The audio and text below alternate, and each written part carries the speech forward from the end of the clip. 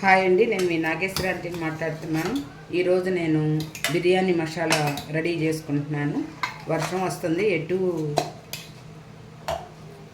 ఎక్సర్సైజులకి వాకింగ్కి వెళ్ళట్లేదు కదా, నాకు ఎటు ఇంట్లో అయిపోయిందని చెప్పి చేసుకుంటానండి. ఇది చేసే విధానం చూపిస్తాను మీకు. ఒక్కసారి చేయించుకుంటే 7-8 నెలలు బయట ఉన్న నిల్వ ఉంటుందండి.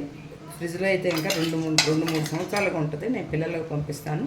ఇది చేసే విధానం చూపిస్తానండి. గరం మసాలాకి బిర్యానీకి అండి నేను చేసే పద్ధతిలో 1 కప్పు ధనియాలు తీసుకున్నాను, 1/4 కప్పు జీలకర్ర తీసుకున్నాను, 1/4 కప్పు షాజీరా తీసుకున్నాను, 1/4 కప్పు సోంపు తీసుకున్నాను, 1 అరకప్పు బిర్యానీ ఆకు తీసుకున్నాను. ఇది ఎంతమందికి తెలుసో నాకు తెలియదండి. మేము రాళ్ళలో పెరిగేదాన్ని అంటారండి. ఇది రాతి పువ్వు అంటాము, మరి ఇంగ్లీష్లో స్టోన్ ఫ్లవర్ అంటారో ఏమో నాకు తెలియదు. ఇది రాతి పువ్వు అండి. ఇవి చాలా బాగుంటుందండి బిర్యానీ. ఇది ఈ గులాబీ రేకులండి, మొగ్గండి, దాల్చిన చెక్క. చూడండి, దాల్చిన చెక్క చూసి మంచిది తెచ్చుకోండి. 1/4 కప్పు లవంగాలండి, 1/4 కప్పు మిరియాలు, 1/4 కప్పు తక్కువగా యాలుక్కాయలు, అనాస పువ్వు. ఇది మట్టికి తక్కువే వేసుకోండి, ఎందుకంటే ఇది ఫ్లేవర్ కొంచెం మనల్ని ఇబ్బంది పెట్టిద్ది. 1/4 కప్పు ఎండుమిరపకాయలు. ఇవన్నీ మనం వేయించుకుందాము. ఆల్రెడీ గ్యాస్ వెలిగించుకున్నానండి, మీడియం సెగలో పెట్టుకున్నాను.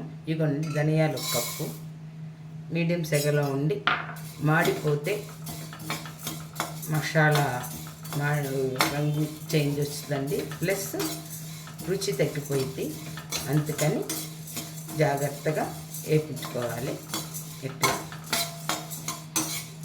వేయించుకునేటప్పుడు విడివిడిగా వేయించుకోండి, తర్వాత అన్నీ కలిపి మనం మిక్సీ పట్టుకోవచ్చు.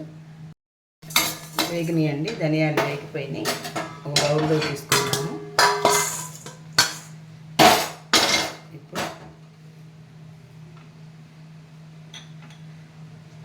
సోంపు కొంచెం లైట్గా వేగుతుంది. సోంపు, జీలకర్ర, షాజీరా ఇవన్నీ కూడా కొంచెం వేగనిద్దామండి. ఇవి ఎక్కువ వేగన అవసరం లేదు, కొంచెం అవి కొంచెం చిట్టపట్టలాడుతాము. ఎండుమిరపకాయలు కూడా వేపిద్దామండి. దాంట్లో పాటు బిర్యానీ ఆకు కూడా వేపించేసి పక్కన తీసుకుందాం. ఎండుమిరపకాయలు ఆకు కూడా వేగిందండి. ఏంటంటే మాడకూడదు, అన్నీ చక్కగా ఈవెన్గా వేగాలి. అప్పుడే మనకి ఎప్పుడైనా బిర్యానీ రుచిగా ఉంటుంది. దీనికి మట్టికి మనకు ఓర్పు ఉండాల్సిందే కంపల్సరీగా. ఇవ్వండి, అన్ని వేసేటప్పుడు కలిపేసేసుకుందాం. ఇప్పుడు లవంగాయలు, దాల్చిన చెక్క, యాలుక్కాయలు, మిరియాలు, నల్ల యాలుక్కాయి మొగ్గ,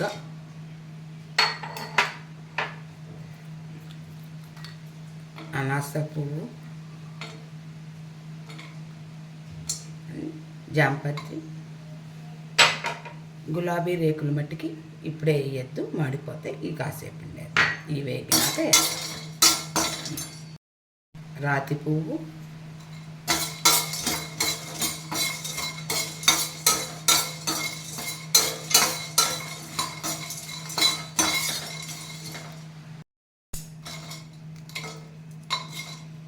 కొంచెం వేడైనాయండి. ఇప్పుడు గులాబీ రేకులు వేద్దాం. గులాబీ రేకులు వేసి ఒకసారి చూడండి, అసలు బిర్యానీది అద్భుతంగా ఉంటుంది. టీలో కూడా గులాబీ రేకులు వేసుకోవచ్చు. ఈసారి మీకు చూపిస్తాను. ఈరోజు నేను కొబ్బరన్నం వండుదాం అనుకుంటున్నాను. ఇంట్లో కొబ్బరన్నాన్ని పెద్ద మసాలా అవసరం లేదండి. ఆల్మోస్ట్ అయిపోయింది, కమ్మని వాసన వస్తుందండి. మసాలా దినుసులు ఆరిపోయినాయండి, మిక్సీలో వేసుకున్నాను. ఇది కనుక దాదాపు సంవత్సరం దాకా నిల్వ ఉంటుందండి. ఇది నేను పిల్లలకు పంపిస్తూనే ఉంటాను. కొంచెం 2 స్పూన్లు వేసుకున్నామనుకో చక్కగా సరిపోతుందండి. ఎక్కువ లేకుండా తక్కువ లేకుండా కొంచెం నిల్వ ఉండటానికి కొంచెం ఉప్పు, ఎక్కువ వద్దండి. మళ్ళీ మనం వాటిల్లో బిర్యానీలో వేసుకుంటాం కదా, ఉప్పు, కొంచెం పసుపు. ఇది మీరు బయట పెట్టిన సంవత్సరం ఉంటుందండి. సంవత్సరం కాకపోయినా ఖచ్చితంగా 6-7 నెలలు అయితే ఉంటుంది. ఇది మీరు కూడా చేసుకోండి. మిక్సీ పట్టుకొస్తాను. పౌడర్ చక్కగా పడిందండి, చూడండి.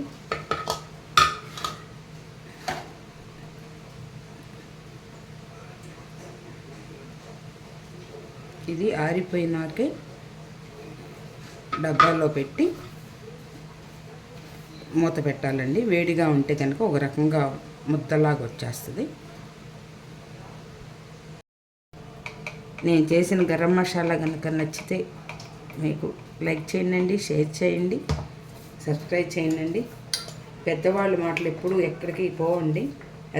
అది మనం పిల్లలకి చెప్పుకోవాలి. ఇవన్నీ నేను ఇంట్లో చేసుకొని స్టాక్ ఉంచుకునేయాను. దీనికోసమే కాదు, పద్దాకలు ఇదే చెప్తుంది ఏంటి అనుకుంటారేమో. నిజంగానేనండి, నేను ఇంట్లో చేసుకొని పక్కన పెట్టుకుంటాను. మేము కొంచెం మసాలాలు మరీ ఎక్కువ వాడం, కానీ అవసరానికి వాడతాము. ఇంటికి మనుషులు వచ్చిపోతూ ఉంటారు, అందుకని అన్నీ రెడీ చేసుకొని ఖాళీగా ఉన్నప్పుడు ఇలా చేసి పెట్టుకుంటాను. ఇది కనుక నచ్చితే లైక్ చేయండి, షేర్ చేయండి, సబ్స్క్రైబ్ చేయండి. నమస్తే, మీ నాగేశ్వర ఆంటీ.